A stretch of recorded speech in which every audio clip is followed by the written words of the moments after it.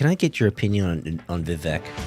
I've been very skeptical and anti-Vivek since the very beginning. This is true. Fair enough. Like, read the receipts. His ties to Big Pharma, his ties to places like BlackRock and State Street, and he's calling them out at the same time benefiting from them. That he is the only drug he's ever successfully done is a testosterone suppressing estrogen booster, meaning he's literally only thing he's ever made money on as far as product is a trans drug. Yeah, and I think his mom helped him with the result data set on that. Or no, something and that's like a different drug that his mom did a trial 1 testing on. The stock goes soaring. He dumps all the stock. Then it fails the next trial, and everyone that jumped in with him got burned, and he became rich. Rug pulled, man. Rug pulled on everyone. It was like one of those NFT scams. Exactly. Seriously. He totally hocked to it, everybody. Let's go. Good morning, good afternoon, good evening, wherever in the world you are. Welcome to the Matt Kim Podcast. I'm your host, Matt Kim, joined by my co-host, Mr. Peter Saddington. What's up, guys? Welcome to 2025. Happy New Year, everybody. This is the first episode of the new year, although we are recording it on December 31st. New Year's Eve. But this is not going to go out till the new year. So for everyone watching at this very moment, Happy New Year. Happy New Year, guys. I hope you guys are going to have a healthy and wealthy and wise 2025. Welcome to Season 7, Episode 1. Oh, is that what we're doing? We're starting over? And people say, why is it Season 7? Why is it Season 6? And I'm going to tell you the truth. There is absolutely zero rhyme or reason on why we split up the seasons. It's just we wanted to have a demarcation line between now and the Indians. Dude, we are getting crushed by the Punjabis over the last few days. Oh my gosh, you and I have the smallest peens. Oh my gosh, it's been just chaos. I feel like I'm walking the street of Mumbai when I'm going on X, because I am getting shit thrown at me from every direction, and everywhere I go, it's a landmine. Absolutely, bro. And I am CC'd on all that poo flinging because I'm connected to that. Absolutely, brother. It is amazing how. What are we at? 3 million views on one clip? That one Arthur's clip.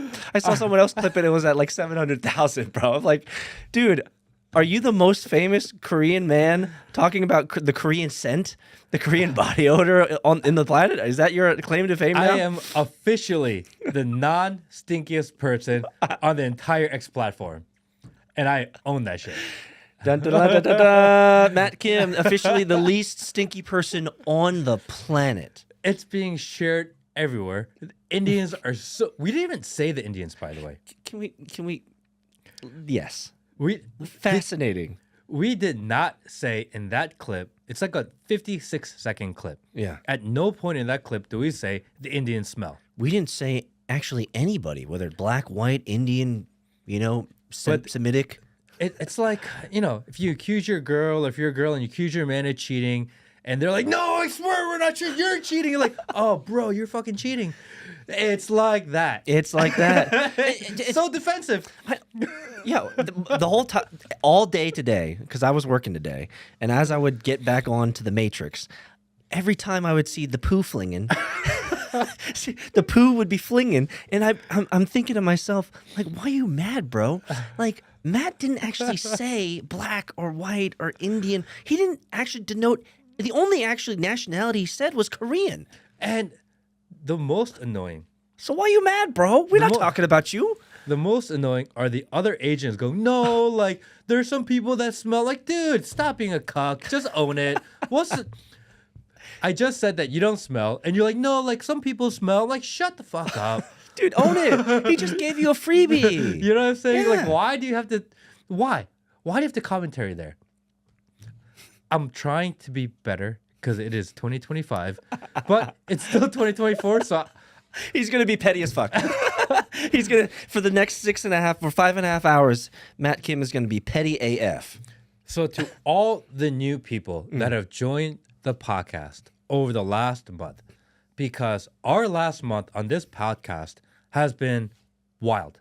insane. Viral after virality. We went from plugging along, doing our thing, and we'll recap the year a little bit because it's the end of the year, looking forward to a New Year type of episode. But we've been plugging along, and all of a sudden, we're like, we're noticing! We're like, we like them. We like, and you know, it truly is the whole thing of like the Koreans have entered the chat. Yeah. You know, it's like, oh shit. Because I know a little bit about these Koreans. They're really good at Diablo 2. They're really good at Counter-Strike. Like when like Korean enters the chat, like shit's real. Yeah. You know? And that's where we are because we have so many new people that have joined. And if you want to get involved, we do have a Discord. Feel free to do it. Join the Discord. We have Smash the like button. Smash the like button, but the like button has been pounding these days. Well, mostly with shit. Poofling. And the comments have been flinging. They have been fire though, man. Amazing. The comments have Love been you guys. fire. Thank you so much for all the support, Yes. all the engagement. Yes. It's been so much fun. It has fascinating, Matt, that you used that word.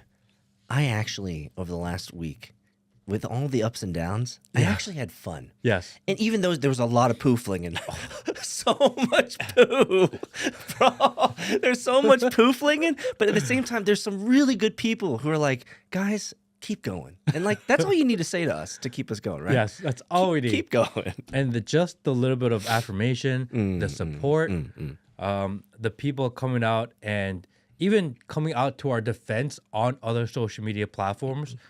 It's so amazing to watch. It's so cool to be a part of. And I think people are like, oh, these guys are anti-Semite misinformationists. We just have conversations like we would have conversations. Sometimes we get shit wrong. Yes. That is life. Sometimes you get poo in your face. We are not the authority on everything that is true. No. But we try our best to use our memory because people don't realize his laptop, it's fake. Hi guys, I'm part of the Matrix, There's bro. nothing on the laptop. Hey, stop messing, bro. It's a prop. So if you're like, oh, they have all their notes. We have no notes. This is a conversation that real men have out in the wild at home. And this is what we're doing. Bring it to your computer screen, to your device, to your doom scroll mechanism machine. And we're just doing it publicly. Exactly. We're willing to have the conversation in public. Yes. And I think, again, I've said this multiple times, I think that's worth pretty much all the marbles right there. So a lot of people are not willing to talk about this stuff and, frankly, laugh about it and not take life too seriously. Can we agree on that? Let's not take life too There seriously. are a lot of Indians that are really pissed off right now. Bro, my DMs. And they're so mad because the people in the South are like, no, the pooflingers are in the North. And then the people in the North are like, you said the North, but it's the South that they're recruiting. We're not them. I'm like, sorry. We flipped it. We are not Indian. It's kind of close. It's kind of dark. Some would call me Mexican. Poncho messed it up. Poncho. It happens from time to time. That's right. But it's okay. It's all good. Life goes on. And somehow we are still on the platform. We're still here. And what's interesting is I believe you actually still have a blue check mark, and so do I. Yes. So what's up with that? Well, referring to the blue check mark on X, It's an Armageddon right now. and people are getting slaughtered Yeah. on X. It's crazy because we were told that X is going to be this free speech platform, and we've done a couple episodes about it before. We've done the deep dive into the algorithm before because people are like, oh, man, you don't know anything about the algorithm. No. We've done extreme deep dives into the algorithm. We understand how it works. Yes.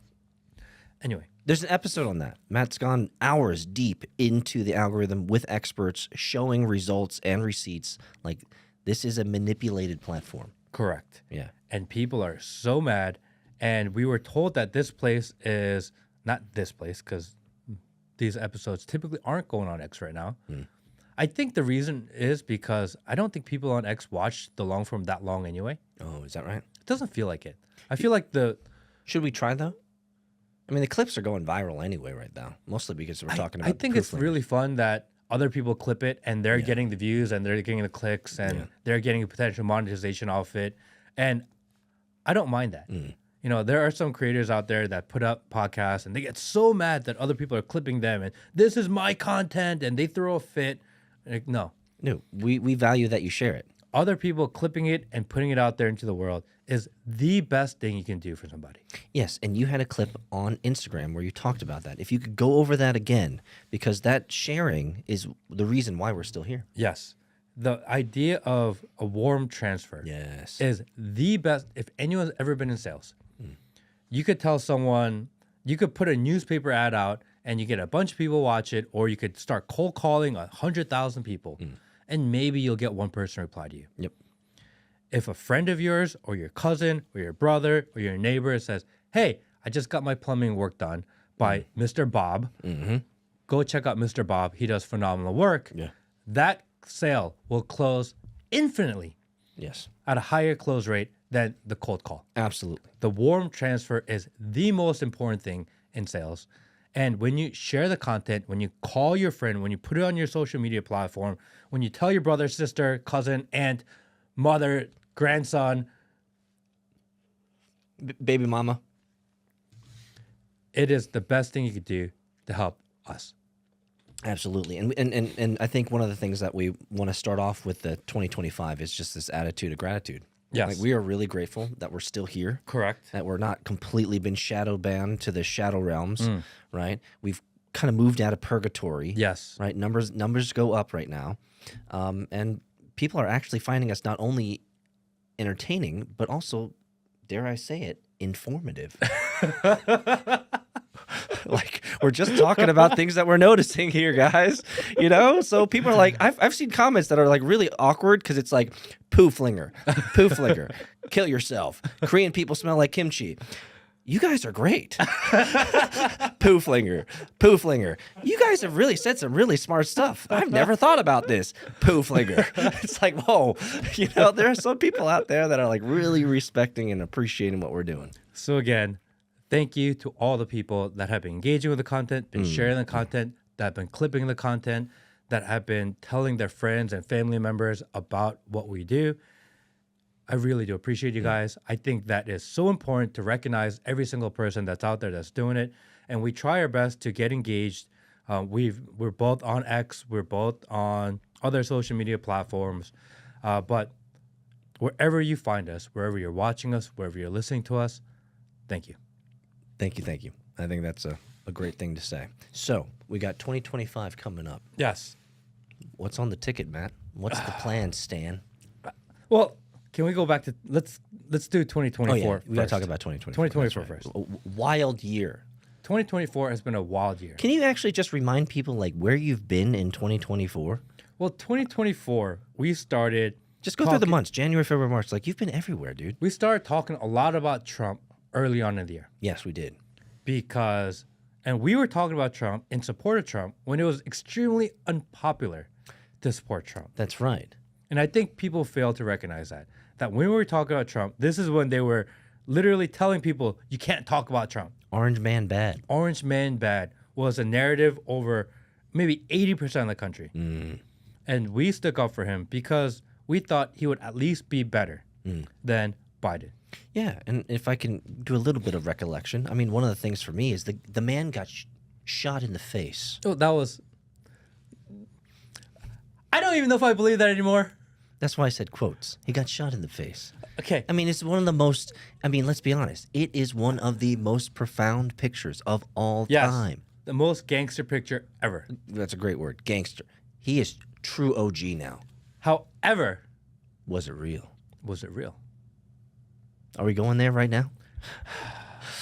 Isn't it all just a game, Matt? I'm going to mess up the numbers, but in order to capture the bullet flying at that frame rate, at that shutter speed, which is, I think, 1/2500, 1/5000 is what you have to shoot it at. I think it's more like 1/12,000. Whatever that number is. It is not a shutter speed that photographers would typically shoot in. In bright light like that? No. Never. No way. You wouldn't get enough light. But for some reason, the same photographer that caught that picture is the same photographer that was there when George Bush did the He was doing the ritual. when he was doing the ritual. He was doing the ritual same summoning, photographer. the ritual summoning at the children's school when he was reading kite, fly, steal, plane, crash. Really interesting use of words. And isn't it interesting that he said kite? Yeah. Just saying. I mean- like that glanced over for me for a long time. Oh, really?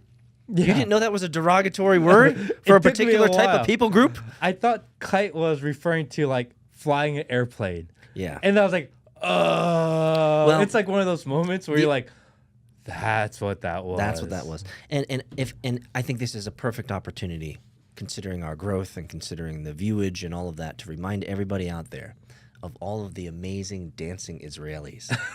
I mean, there's nothing better than Googling dancing Israelis, because you'll find some amazing things out there of dancing Israelis.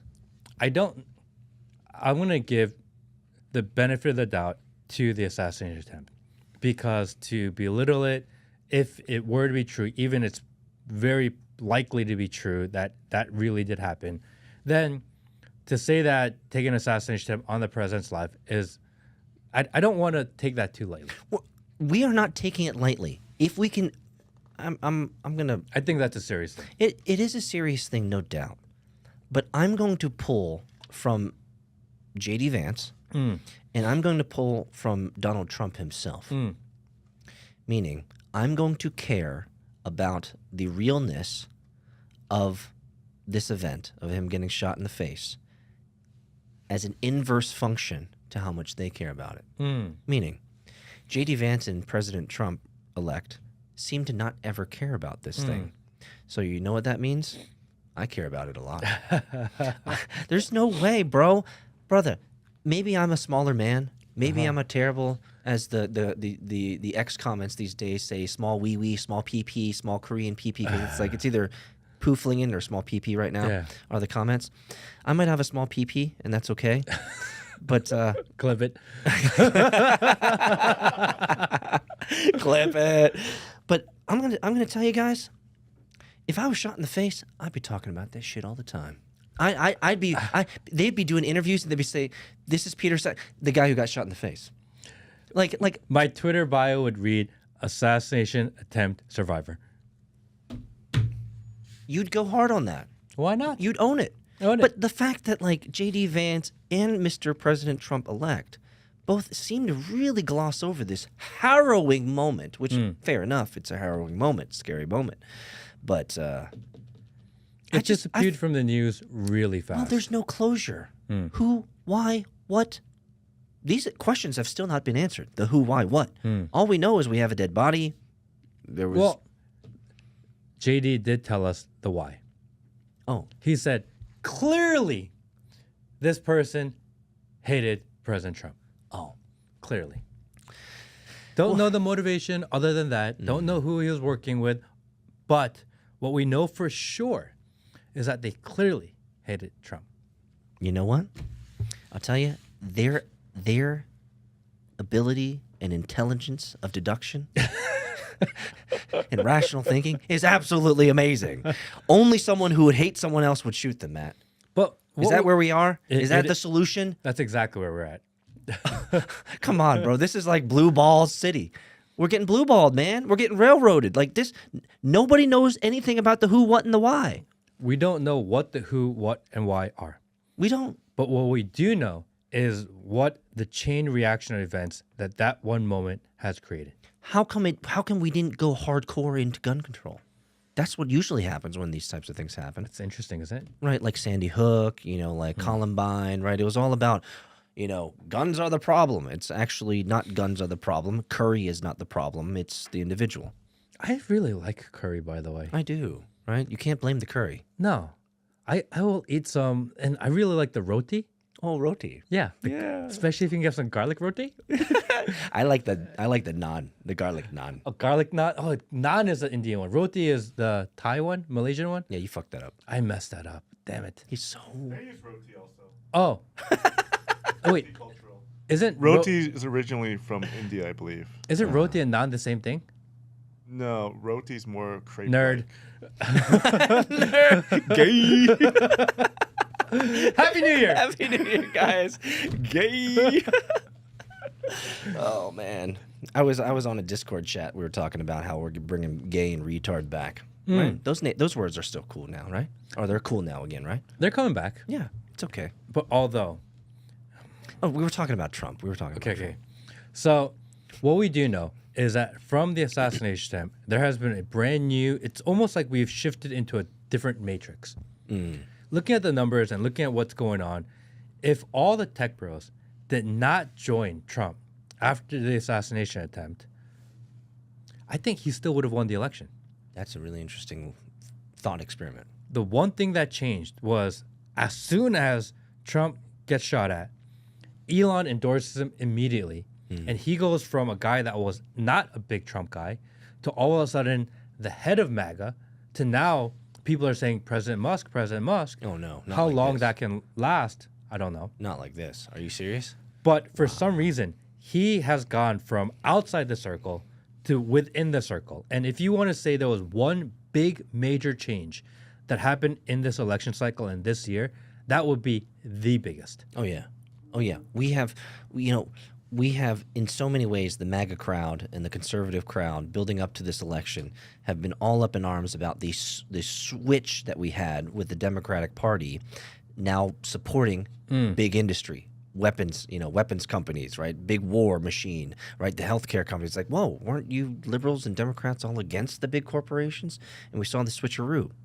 But now we see this huge support, behemoth of the tech bros coming behind Trump. And yet we're all ignorant of this. Like, wait, weren't we trying to get rid of the big company influence into politics? Weren't we trying to get rid of all of these corporations and oligarchs and rich people from influencing policy and like, are we blind to this? Have we gotten switcherooed again?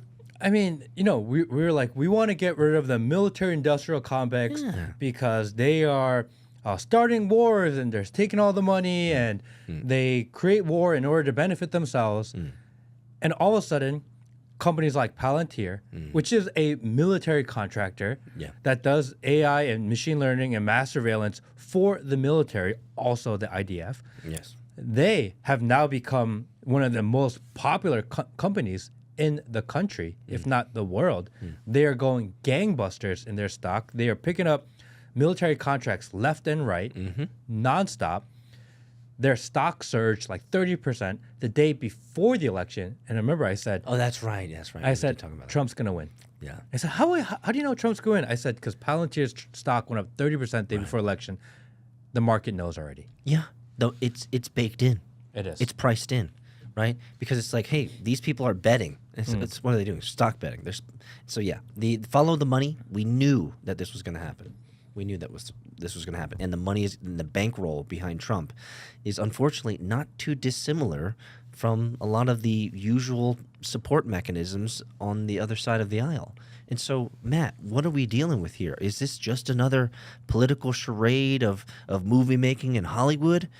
I mean, did the man get shot? Did he not get shot? What's going on, man? Like, what I do know is that last 4 years we're like the tech oligarchs and big tech. They're censoring us. They stole the election. That these guys are trying to change and play God with our lives. We've been saying this for 4, 5, 6, 8 years nonstop. And all of a sudden, you see Jeff Bezos at Mar-a-Lago. You see Mark Zuckerberg at Mar-a-Lago. You see Elon Musk literally living in Mar-a-Lago. Yep. You see Bill Gates hanging out at Mar-a-Lago. You see Peter Thiel and his cronies of all his people and all the PayPal bros and the Mark Andreessens of the world, who is one of the bigger pyramid schemers out there. You have these guys going. These are names that you never even heard of, that all of a sudden are mainstream names that everyone's heard of at this point, that they are the new tech oligarchs, as well as the old tech oligarchs, and they're all hanging out in Mar-a-Lago. And it's like, wait a second. I thought we were trying to get away from them. Different rulers like the same rulers? Is that where we're going? There has been, I'll tell you, for me in finance and tech, there has been an aesthetic surge in the undercurrent of all of these big tech bros, hitching their wagon to Trump. And it's not something that you could relatively quantify or even qualify. It's kind of a feeling that being in the tech world, I can feel that there's so much energy, gravitational force, a lot of momentum, and a lot of mass moving in their direction. And what I would conglomerate all of that metaphor into one sentence, it would simply be this: they are getting a lot of traction, a lot of support, and they are growing in a big way. How are they going to manipulate, monopolize, fix, or how are they going to do stuff with our policies in our country? I have no idea.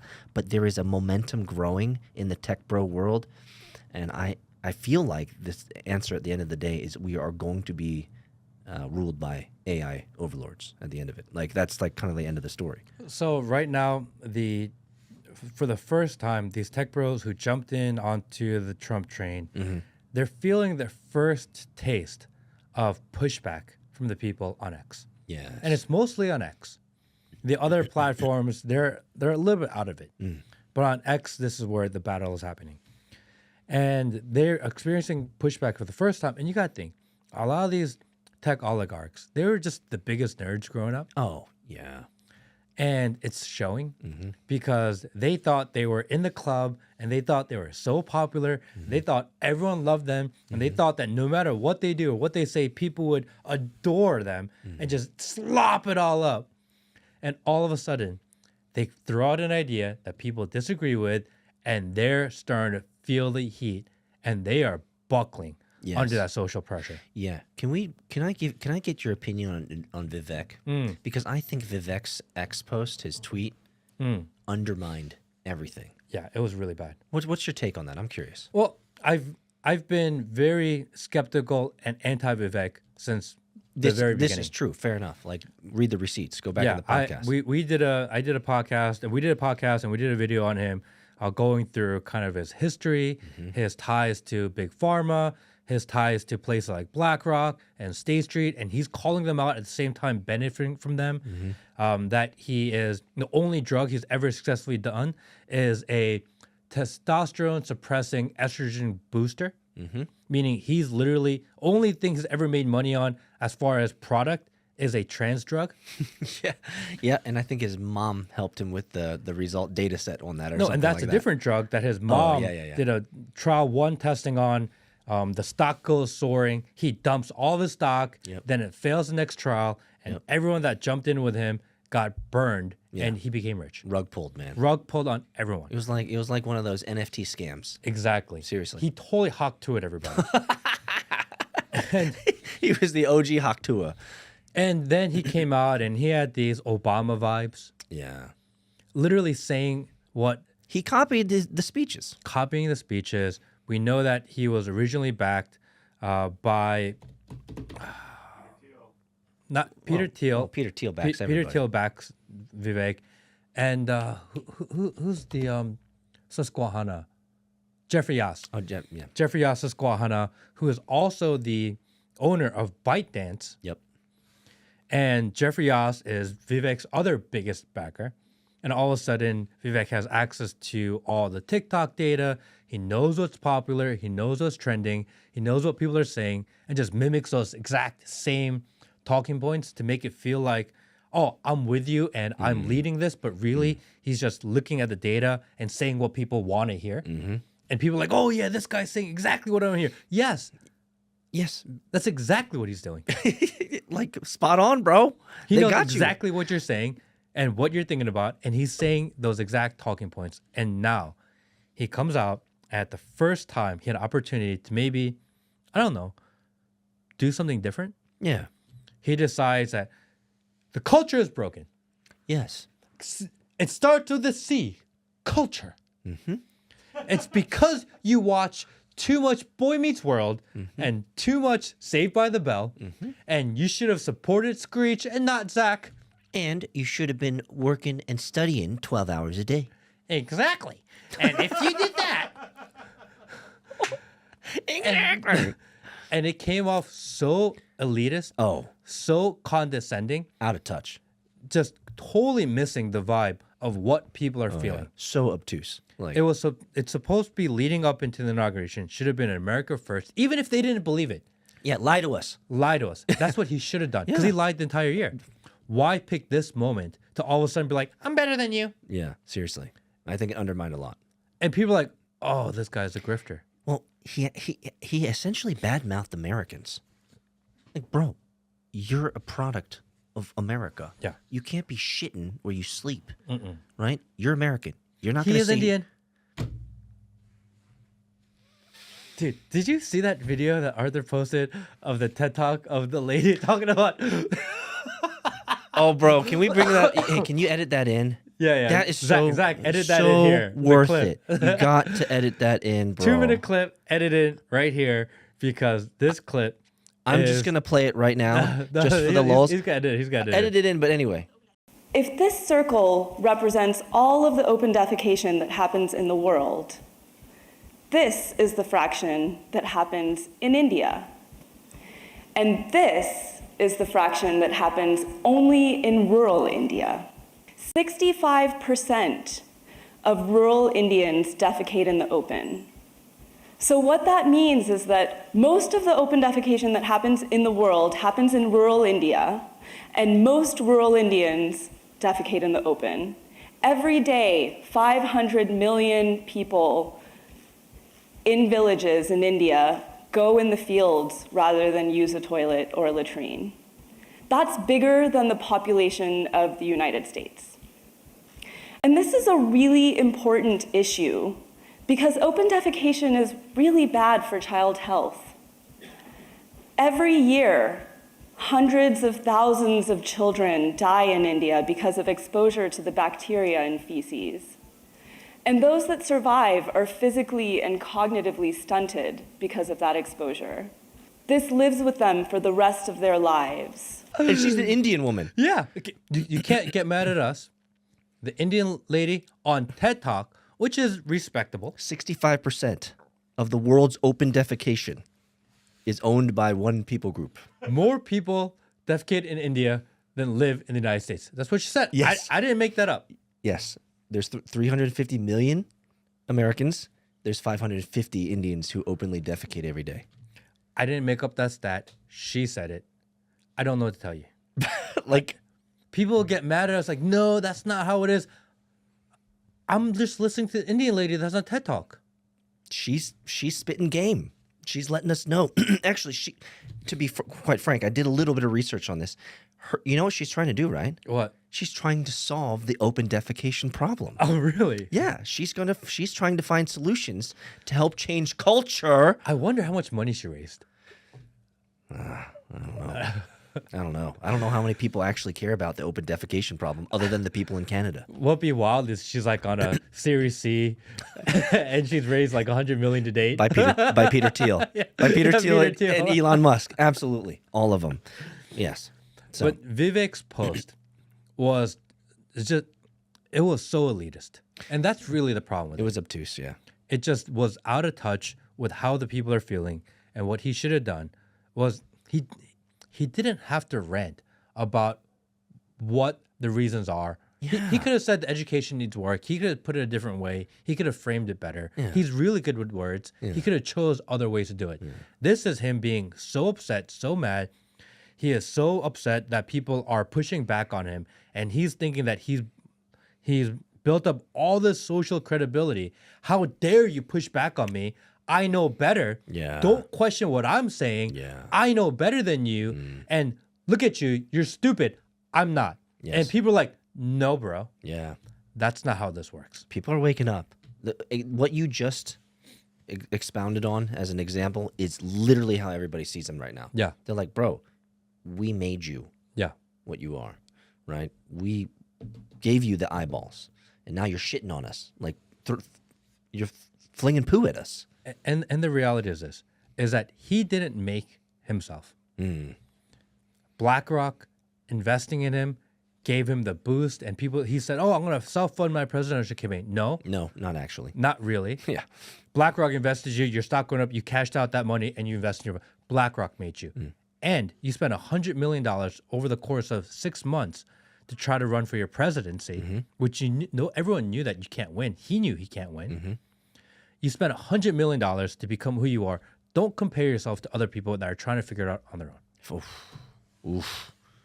Somebody dropped the hammer. Where's the sound bites, man? What's going on, Will? Man, what a sound bite. Bro, drop the hammer. Absolutely. So I think that's a big difference that's the separation of reality for guys like them and people like us. I'm waiting for Vivek to do a repost of Arthur's post of us. Because we've had other famous people of Indian persuasion. Dude, he is never going to repost me anything I'm in. You don't think so? Dude, so when I made that video last summer talking about him and his ties to all the shady business deals, that went like pretty viral that time when I made it. The day after that video came out is when they put up their, fact-checking all the misinformation about Vivek Ramaswamy. Yes, they that's literally right. put it on their website the day after my video to combat me. Yes, they did. They did. And their campaign manager was accusing me of being a liar. She was extremely curt. Like, oh, you're a misinformationist. Why are you making shit up? Like, oh, you're just trying to ruin his career. I'm like, no, like, these are factually true. Someone community note me, please. Yeah. Somebody, please community note me. Nobody did. Nobody did. And it's still there. It's still going around. Yep. And other people have been reposting it to a reply of any Vivek post for the 3 months after that. Yeah. There's one guy on Twitter. yeah. I think his ND or NFD or FD or something like this. And this guy, every time there's a Vivek post, every single day goes in and reposts that video. I noticed you, bro. I just want to know that I'm totally aware that you are doing it. You see, we watch, we see the humble repostings. So we got a Dinesh D'Souza who responded to us, and I just thought this was so funny. He said the genetic differences might also help explain why Indians invented the number 0 and created the foundation for mathematics, while Koreans invented ... Korean food. Well, So I just like him. I like the fact that Dinesh is the type of guy to throw his hat in the ring. You know, he's like, you know what? These guys are talking about this stuff. Let me just throw my hat in the ring and get some internet juju. to all those watching that may say, oh, I like Korean food. To me, it's just food. Well played, bro. Right? Well played. Yeah. Koreans didn't invent Korean food. It's food. It's just It's just food. it's just food, bro. You know what I mean? It's such a weird way to frame it. You know, like if you picked a dish, it makes more sense. This is kind of an autistic reply from him. It didn't make a whole lot of sense to me, but I appreciated the fact that he's willing to throw his hat in the ring, but it also belies this another idea of the fact that you didn't actually ever use the word Indian in the post. Never. So why is Dinesh D'Souza all upset? Why you mad, bro? Why you mad? Like, what's going on? 2024 has been a pretty wild year. Oh yeah. And we've had a lot of ups, a lot of downs. We've seen the landscape of the country change. It almost seems like overnight. We went from fighting the liberals and what they called the Marxists, and really, we just didn't want to go to jail. There was a sentiment, not going to lie, within this room that if Kamala wins, we're going to jail. Yeah, I mean, she had said in public, on record, that she was going to take people out. And we were adamantly against her. Yes, we were. Aggressively against her. I think anybody on the right mind should probably been against anyone like her who likes to hang out with the diddies. So 2024 was fighting the ultra liberals and their blue-haired sheepdogs and their weird, crazy trans ideologies, which all of a sudden, actually, nobody seems to care about anymore. That was one of my questions I was going to ask you. Let me ask you now. Did the trans thing go away, by the way? Did we win was the question I was going to ask you. Did we win? Literally nothing has changed. It's just we stopped talking about it. That's crazy, isn't it? Yeah, I mean, so are people still cutting their boobs off and their dicks off? I don't think that there's still a been thing? any reduction in dick chopping in the last month. Somebody clip the dick chopping. I think it's the same. You think it's the same? You don't think that the mainstream media helps promote that growth? In all fairness, Trump is not in office yet, and everything we say could potentially change once he gets elected, and maybe he'll prove us all wrong, and he'll show up on January 20th, get inaugurated, and be like, Elon, Teal, all you guys, get out. I'm done with you. Now I got work to do.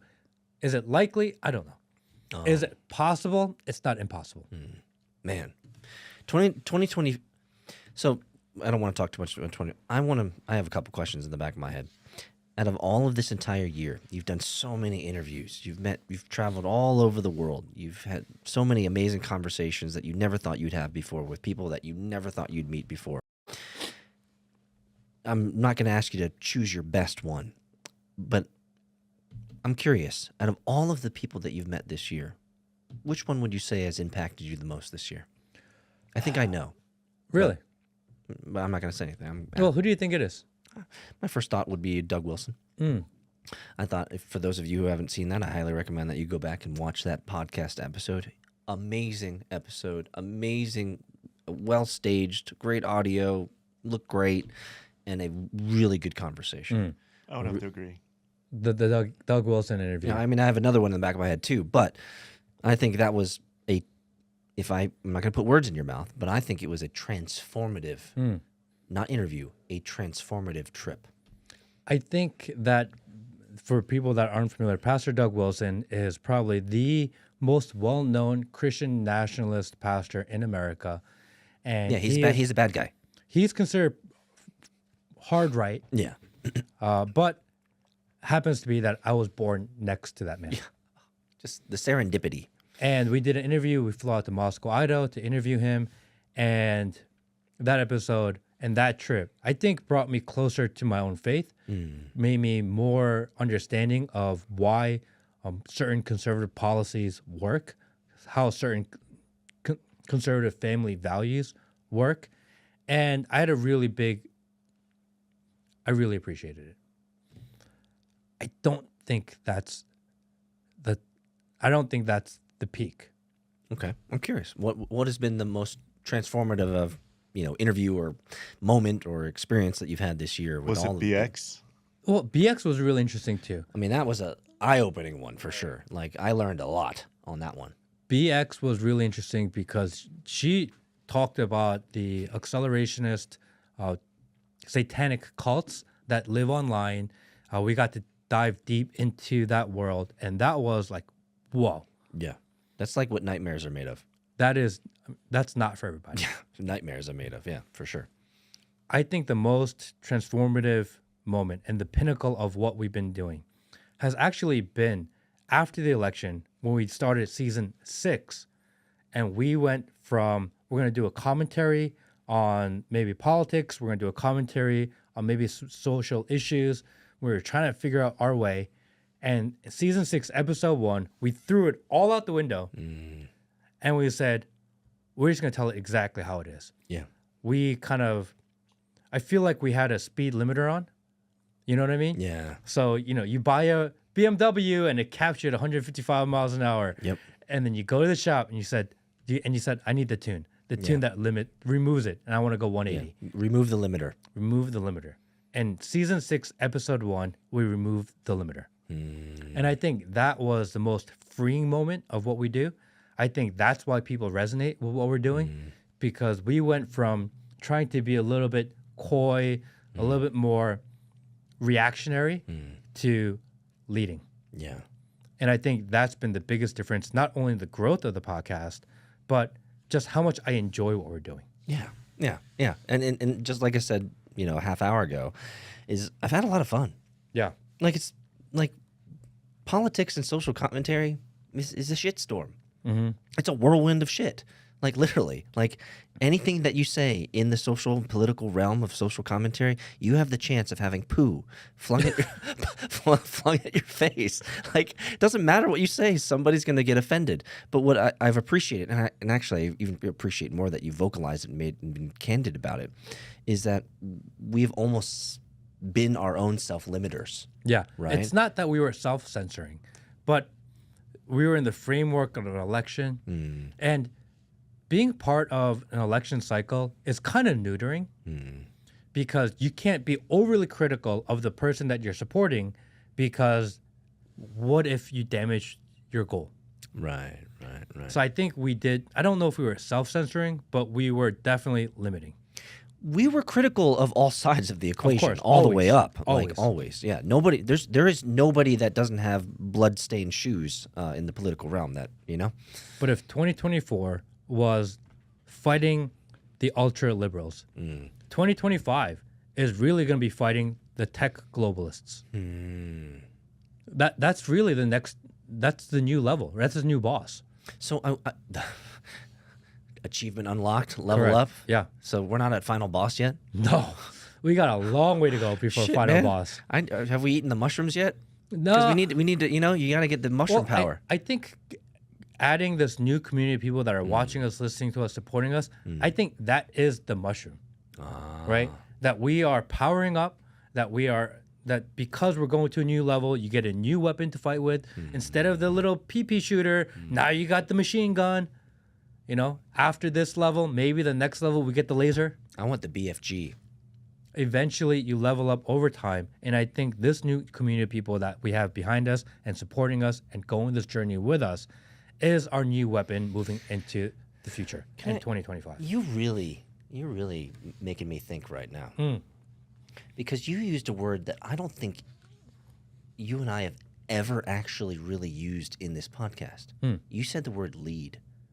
Like, to be fair, I don't think I've ever used that word in any podcast over 2 years that we're leaders or that we've led something. And you just kind of like tweaked me for a second saying that. And I feel it. I get it. Like, this year we were kind of restricting ourselves, being critical and questioning as we always are on both sides of the equation, because our job is to seek truth and seek knowledge and seek understanding about what's going on. We can get it wrong. People let us know. They fling poo in our faces. I just love saying flinging poo. Yeah, how many times? Is there a poo counter up here? Come on, let's. Like, how many times has he said the word poo today? I just think it's such a great word, poo. We're in 68. 68 poo. One more time. Poo. Nice. Nice. Nice. I will leave it there.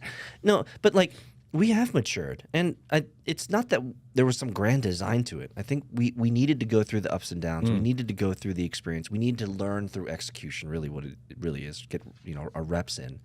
But you're right. This last season, season 6, episode 1, it's not like we manufactured this, let's take off the veil, let's take off the scales from our eyes, let's be more free. It was just like, you know what?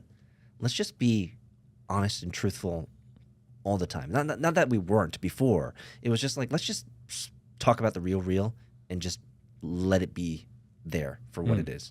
Does that make any sense? I'm trying to put this together, but I get you. I think season 7, which is gonna go through a good portion of this year, we have a lot of AI tech overlords. We have to Dip and dodge, yeah. that they're gonna be a thing. We have mass surveillance coming our way, which is a thing. Yes, big time. We have digital currencies and central banking digital currencies coming our way. Yep. We have digital IDs coming our way. Yep. We have new bird flu vaccines Yes. coming our way. Yep. We have mysterious drones, and really, I think those are just surveillance drones that they're testing. Those are coming our way. Yep. We have potentially new wars coming our way. We have a lot of shit coming. Yes. And fortunately, we have a pretty good understanding of technology. And I think it's important if people are watching, like, well, I don't understand technology that well. We may not be the aforementioned experts in it, but we know enough to help guide you into the right places. Yes. So, for us, again, I wanna sit on this word lead. Like, I've never thought or considered us as leaders. And I just don't think that's an egotistical thing that has crossed my mind. We're men, we're husbands, we're fathers. Like, these things are all true. Might be a leader in your company, fair enough.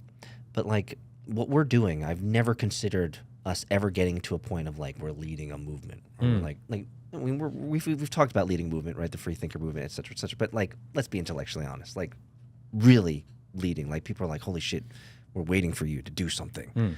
And I almost feel like, and that's the point, I almost feel like we now have people that are like, poke, do something, Matt. Like, do something. Like, you have a platform now, Matt. Like, everybody in the fucking globe has seen you talk about how clean and pristine, Korean bodies are. Like everybody knows you just don't like stinky people. Everybody knows you've hung out with the Tates. You've hung out with Tucker Carlson. You have establishment at some level. And so I wonder, Matt Kim, where are you going to be leading us in 2025? I think that we just go through doors that we see. I think that we don't wait for opportunity, but we start creating opportunity. I think a lot of last year has been taking the opportunities as they come. Very much so. And fortunately, a lot of opportunities have shown up. Yes. The next year will be to start creating our own opportunities, to start paving our own path. I think that's the only way, actually. It's just year one is figuring out if we are viable. Are we a viable product or not? Market test. Fair enough. Market Fair research. Fair enough. And somehow we didn't go super viral, but people were like, okay, you guys deserve at least a little bit of real estate on the internet. It's like we went through that phase of like they tolerate us now. Yes. Yeah. That was year one. Yeah. They tolerated us. Last year, year two, was okay. Let's learn. How does the matrix work? How does the landscape work? Who are the major players? Yeah. Who are the guards and the gatekeepers? Yeah. Who are the people that you have to watch out for? Who are your enemies? Who are your natural enemies? Who are your known enemies? And who are the people that are pretending to be your friend, but really they hate you? Bro, you've lived an entire lifetime going through all of these cycles of relationships. Now that we've identified that almost everyone's an enemy, Bro, say less. Yeah, unfortunately. that almost everyone is a paid shill of the matrix, that a lot of people, most of the people that we look to online are just agents of the matrix. That was actually a really disappointing realization. It was hard to deal with. Yeah, it's like, dude, I was like really upset about that for a while. there's a lot of people that we thought were not on the payroll. All on the payroll. They're on the take. And once we kind of figured out the landscape, and now that the war board, the chessboard, has been laid out, now it's time to do something. Is it time to take over? At least make our first pawn move. Well, I'll tell you, man, I've seen comments from multiple people who are like, you two knuckleheads, like, you guys should do something. Yeah. Like there's a lot of that poking, like poke, that meme, poke with a stick. Do something. There's a lot of that going on. So would it be awkward for us to look at the camera and to our audience just like, give us opportunities, give us ideas, like tell us what you want us to do. Like we'll take any inbound, right? We'll take any inbound. Give us feedback. Tell us tell us who we need to talk to. Actually, don't tell us who we need to talk to. Send their email, their invitation. What is it? A warm handoff. Warm transfer. Give us warm transfers. Give us amazing warm transfers of who Matt can interview, we can meet, we can talk to, because those are the people that are going to open up doors and lead us to places that we never even imagined. I mean, I could even imagine a door opening up for you, Matt, where you have the opportunity to go over to Palestine, Israel, and kiss the wall. Not gonna happen. Bro, if someone gave you the opportunity to hump the wall, you wouldn't do it? They did offer me. Did they? Yeah, in June. They asked me to go on a trip to Israel. Yeah, but you were going to be hanging out with all those other paid shills. Yeah. I'm talking about like someone like really powerful, like Bibi, like Netanyahu, or someone like super juicy that's like, Matt, I need you to come here and kiss the wall with me. In June, they did ask me to go on a trip to Israel and do the whole Israel trip with all the other conservative influencers. Yeah, but then... And I told them to eat a dick. Yes, which is the right thing to do. Of course. Because then you would have been... Well, then I looked around, I was like, oh my gosh, look how many people went. Yes, Holy and shit. now you realize... Dude, one thing that is almost impossible to understate is how much of the underbelly Matt has seen over the last 18, 24 months. We know where all the bodies are buried. Bro, this motherfucker right here, you don't want to piss off. Like, he's got receipts, and he has pictures and screenshots. Yeah, don't say that, because now they're going to dox my phone and they're going to figure it out. I'm just saying he knows. He's seen the underbelly, dude. All in here. It's all in here, guys. all in here. Yes, actually, there's no paper trail whatsoever. What am I talking about, right? But yeah. But I think we start getting into alternative ways to escape what is going around us, because we know that this digital walled garden is being formed around us. We know that we are, and everyone can feel it, right? The invisible digital walls of this digital prison being built around us, trying to lock you in a current space so that they can restrict your movement, restricts who you can talk to, a restricted flow of information to you, give you control narratives just to keep you docile and content. We can feel it. Everyone can feel this right now. Yes, the walls are slowly but consistently closing in. And I think the project for the next year is, how do you live outside of that control? How are you able to have these types of conversations? How are you able to communicate with one another? How are you able to possibly make money in a system that's not controlled by the people that control the world? Ooh, I think there would be a lot of people who'd be interested in learning how to learn about new economies and new marketplaces outside of the controlled mechanisms that we have today. And there is an entire community of people that trying to build a decentralized future that are out there that maybe people don't know about. Fortunately, we have access to a lot of them.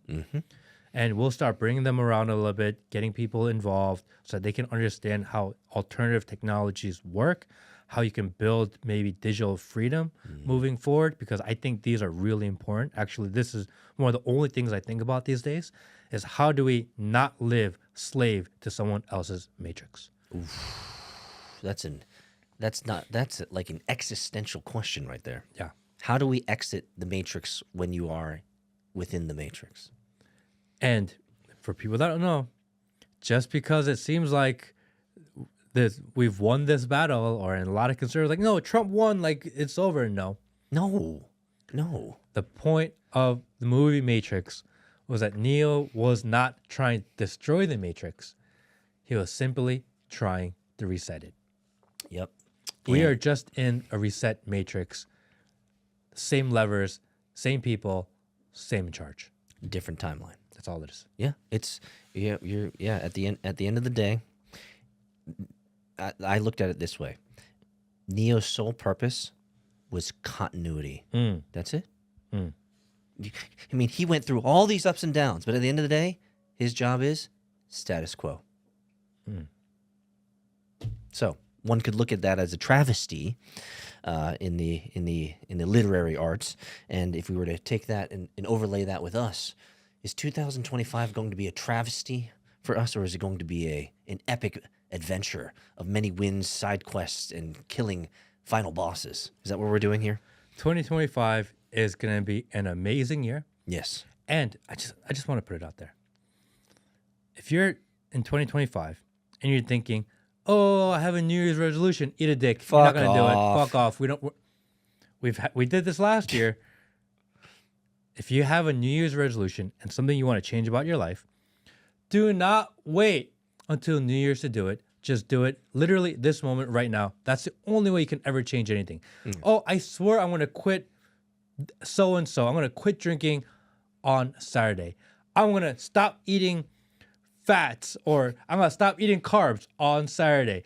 I'm going to stop smoking on Sunday. Eat a dick. Do it now. Do it now. That's the only way this works. If you want to change habits, you have to do it immediately. Because if it's important to you to do it later, it's even more important to do it right now. You're not going to have a new year if your habits don't change. Because you like to go to the gym. Yes. And this week is going to be packed. You got it, man. Packed. You got it. So I actually like, and maybe, I don't know, but I actually like the first 6 weeks of the year. Because you can judge everybody. Exactly. Exactly. It's my opportunity to fling poo. 2025 is going to be an amazing year. I'm so glad we have all the new people here. I just want to say that over and over and over again, because this new season we're going into, this new matrix that we're going to try to create, this new world that we're about to be a part of, it only works because we have community around it. Yes. And we have people who care enough about what we're doing to share. Love you guys, and we'll see you season 7, episode 2 in a few days.